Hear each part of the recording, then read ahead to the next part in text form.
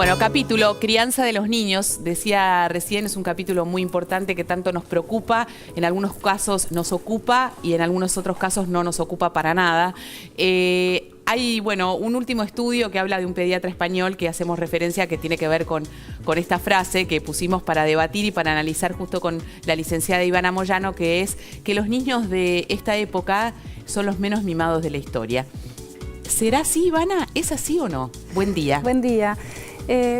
Podría ser que sí, y podría ser que no. Digo, me parece que abre debate, ¿no? Obvio. Hay una referencia bibliográfica en las novelas, en los cuentos, en donde lo que se puede traslucir, digamos, cuando uno lee ciertas historias del siglo XIX, XVIII, que los niños estaban mucho más tiempo con sus mamás y sobre todo que estaban mucho tiempo a UPA de las mamás, ¿no?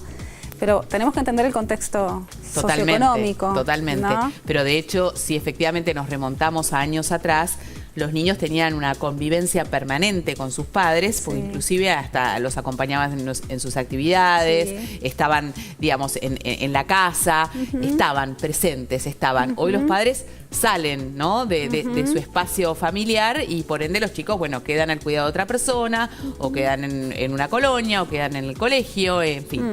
Tenemos varios puntos. Primero que nada, está muy universalizado el tema de la doble escolaridad, que de por sí separa a los niños de sus papás y a los niños de su casa, que no es lo mismo que separarlos de los papás, durante mucho tiempo. Es una jornada laboral muy amplia en donde los niños están afuera. Que te diría más de una jornada laboral, porque si eso hay que sumarle el transporte, lo que uno tarda en llegar al colegio, que no todo el mundo llega caminando, se transforma casi en un lapso de tiempo de hasta 10 horas, ¿no? Sí, es inmenso. Exactamente. Entonces es mucho tiempo que obviamente a los papás nos da tiempo para salir a trabajar, pero que separa el vínculo y sobre todo en niños muy pequeños. Eso es un gran debate, esto de la escolarización de niños muy pequeños, es decir, la sala de 2, que hoy es algo universal, que generalmente casi todos los niños de 2 años entran a sala de 2, es un tema a debatir. A ver, esto es interesante porque obviamente uno separa a aquella familia que tiene la necesidad de poder encontrar un espacio donde su hijo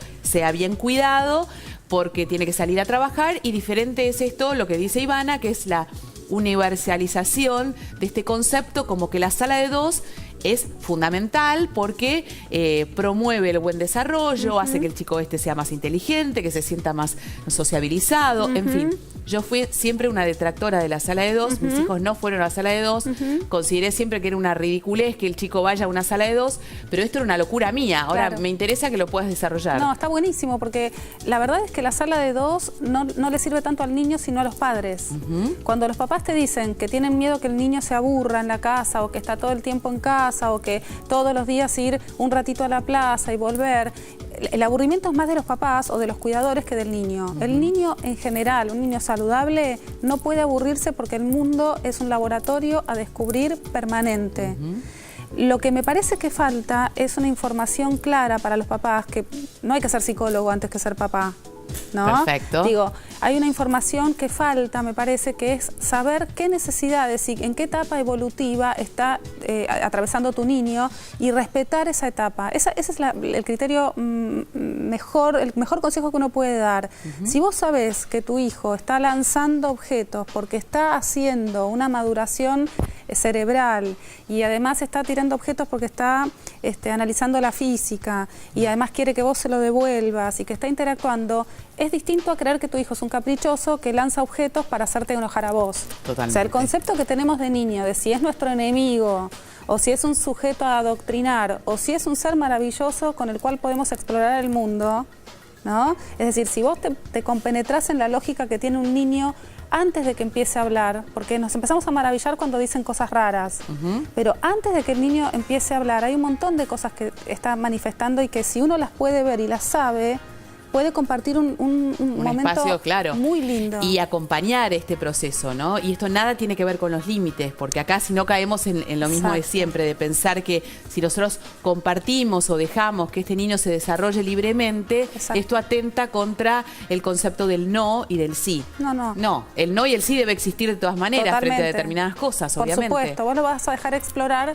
en territorio firme, en territorio seguro. O sea, lo que los adultos tenemos que hacer es tratar de armar para el niño un campo fértil para la investigación del mundo y no lo vamos a dejar investigar en un enchufe. Le ponemos una protección o subimos el enchufe, ¿no? Totalmente. Digo, hay una coherencia que tiene que ver con saber ubicarse en el lugar de padre y poner límites y cuidar a nuestros niños, pero a la vez respetar la etapa evolutiva. Es muy importante este concepto de poder respetar la etapa evolutiva en la que está por la que está atravesando mi hijo. Bueno, volviendo al tema de los mimos, Sí. que me parece que es interesante.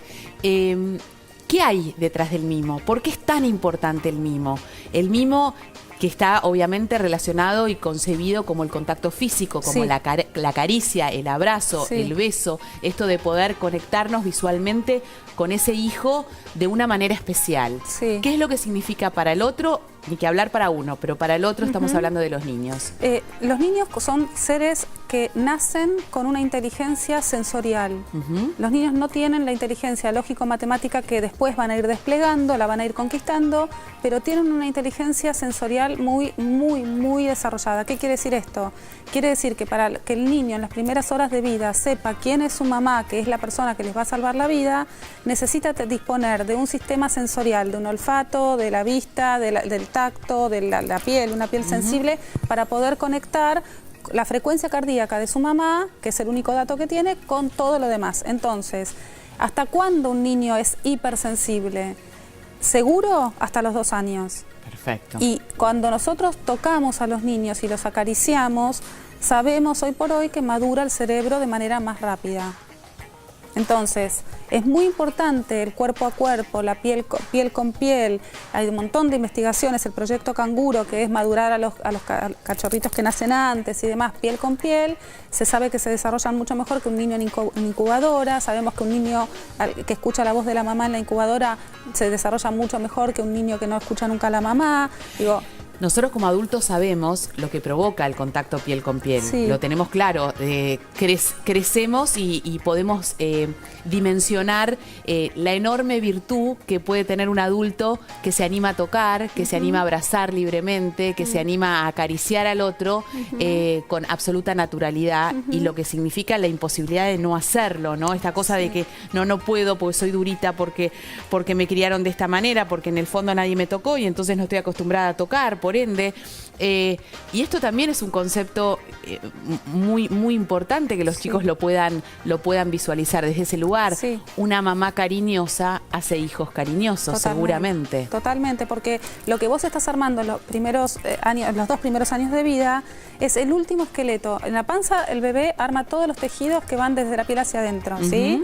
Y luego afuera de la panza, en vínculo primero con la mamá, muy estrecho, la mamá en puerperio y el bebé muy chiquitito, se arma el tejido emocional y luego el psiquismo. Entonces no es una pavada lo que estás construyendo y es una base que después, si la base no está bien construida y demás, se puede reparar de otros modos, pero lo importante es que haya una base sólida, y la base sólida es tocando, mirando y sosteniendo, pero además respetando las aptitudes que cada niño va teniendo en cada momento. ¿Qué pasa con el contacto físico en la preadolescencia? Yo siempre cuento de que uno de mis hijos se sentó hace algunos años, me miró en la mesa familiar y me dijo: mamá, hoy llegó el momento en el que no quiero que me abraces más. Yo me quedé, lloraba, y yo digo, pero ¿cómo? O sea, era como un duelo, pero fue tan perfecto, ¿no? La sensación de decir, mira, hoy estoy trabajando para transformarme en un individuo independiente y necesito que vos me ayudes. La manera que necesito que me ayudes es que no me abraces más. Bueno, estuvo muy bien. Por eso, pero digo, ponerlo en palabras. Claro, esto por eso yo me sorprendí, pero Sí. en el fondo tenía que ver un poco con eso. Sí. Y nosotros tendemos como a adaptarnos a esa realidad cuando no debería ser así. Nosotros seguimos siendo adultos, seguimos siendo mamás y papás, y por ende el abrazo, el contacto, la caricia debe seguir estando siempre, Sí, ¿o no? Sí, creo que sí, pero también me parece que estás siendo una mamá respetuosa si escuchás que tu hijo te está pidiendo una distancia por alguna cuestión madurativa o Por lo que sea. Por lo que él te está pidiendo algo que necesita, y por supuesto vos no vas a dejar totalmente de abrazarlo, pero le pedirás permiso, le pedirás, qué sé yo. Yo nunca saludo a un nene. Nunca le pido a un nene, ¿me das un besito? ¿Me saludás? Nunca. Lo dejo que entre en contacto, lo dejo que entre en confianza, y si se siente cómodo en algún momento, le digo, ¿te puedo saludar o te puedo dar un beso? Y todos los nenes te saludan. Mirá, O sea Porque que debería ser un proceso inverso. Totalmente. Entonces, me conecto. Totalmente. Y después tomo contacto físico. Claro, un niño entra a tu casa, no te conoce, no conoce la casa, no sabe quién sos, capaz que no le gusta cómo lees, y eso todo debe ser respetado. Por supuesto. Nosotros somos muy invasivos con el cuerpo del niño, porque todo, hasta los 2 años, implica levantarlos a UPA, implica tocarlos. Vos pensás que les cambiamos los pañales, los desnudamos, los higienizamos. Todo esto hace al cariño, hace al afecto, por supuesto está envuelto siempre en palabras, en afecto y demás, pero también uno los invade.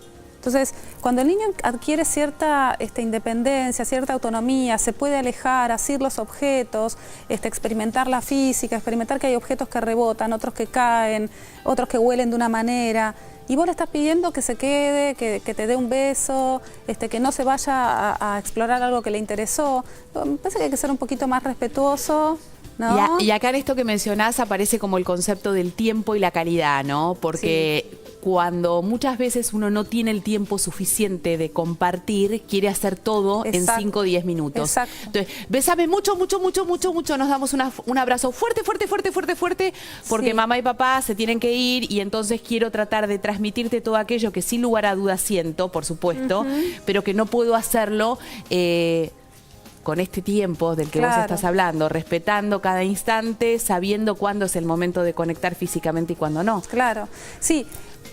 La mamá fuera de la casa, trabajando a la par del varón, tiene un montón de ventajas para la mamá, un montón de ventajas para la familia, todo lo que ya sabemos o imaginamos, ¿sí?